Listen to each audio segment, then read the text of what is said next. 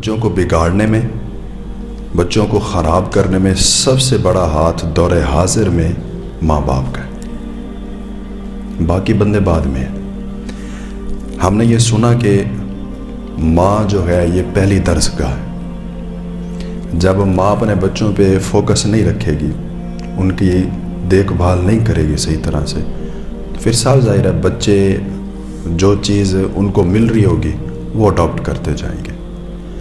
بچوں کو کیونکہ ان کی میموری جو ہے وہ بالکل خالی ہوتی ہے، چھوٹا بچہ جو ہوتا ہے بالکل خالی میموری ہے، اس میں کچھ بھی نہیں ہے۔ اب وہ ماں باپ کے اوپر ہے کہ وہ اپنے بچوں کے اس خالی میموری کے اندر کیا بھرتے ہیں۔ اگر ہم اپنے گھروں میں بیٹھ کر بچوں کی خالہ کے بارے میں برائی کریں گے تو صاف ظاہر ہے بچوں کے ذہن میں ان کی خالہ کے بارے میں